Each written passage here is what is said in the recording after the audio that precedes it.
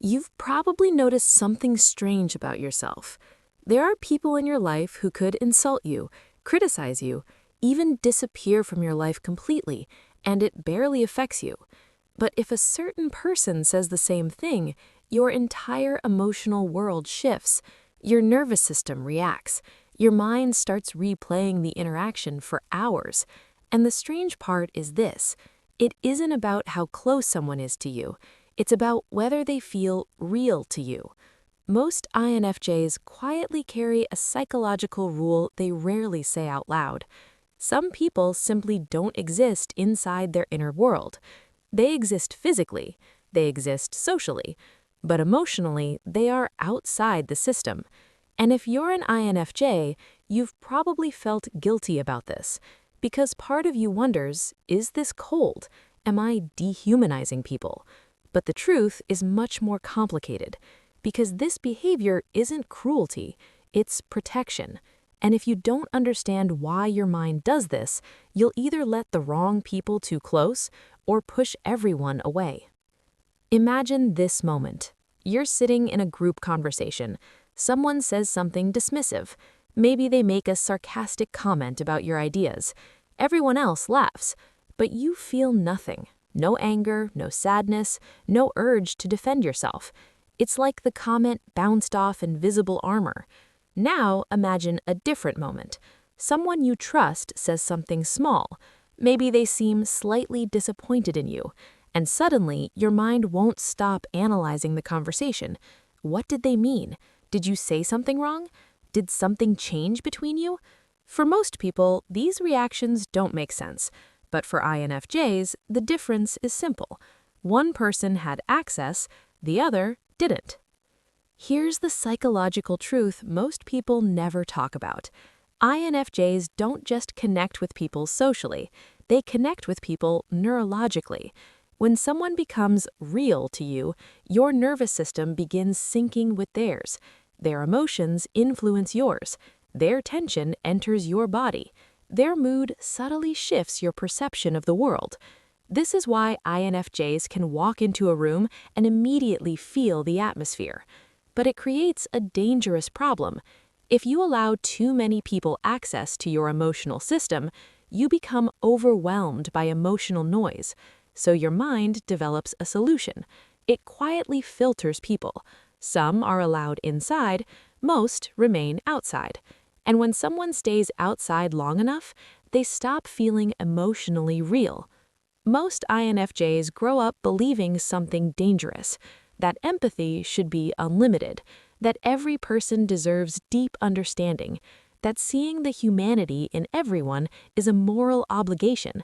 And in theory, this sounds beautiful, but psychologically, it's impossible. Because when you fully humanize someone, you don't just understand them, you emotionally process them, their struggles, their fears, their contradictions, their pain. Your mind begins building a detailed psychological map of them, and if you do this with everyone you meet, your emotional bandwidth collapses. This is where many INFJs get stuck. Because your empathy is unusually strong, you can see potential in people long before they see it in themselves. You can understand someone's pain even when they're acting badly. You can explain their behavior in ways they probably can't. But here's the uncomfortable truth. Understanding someone does not mean they should have access to your inner world. Many INFJs accidentally give emotional access to people who haven't earned psychological trust. And when that happens, you start regulating their emotions, you carry their stress, you absorb their instability, and eventually you burn out. There's another pattern many INFJs recognize. Sometimes a person used to feel deeply real to you, but something changes. Maybe they betray your trust. Maybe they constantly disrespect your boundaries. Maybe the connection simply stops growing, and one day something strange happens. You look at them, and the emotional connection is gone. You still treat them politely, you still respect them as a person, but internally they've moved outside the system, And when this happens, INFJs often feel guilty, but psychologically, it's a boundary shift. Your mind is protecting your emotional resources. But this is where the situation becomes complicated, because the same mechanism that protects INFJs can also isolate them. If too many people are outside your emotional world, life begins to feel strangely distant. You start observing people instead of connecting with them. Conversations become surface level. Relationships become symbolic roles instead of emotional experiences.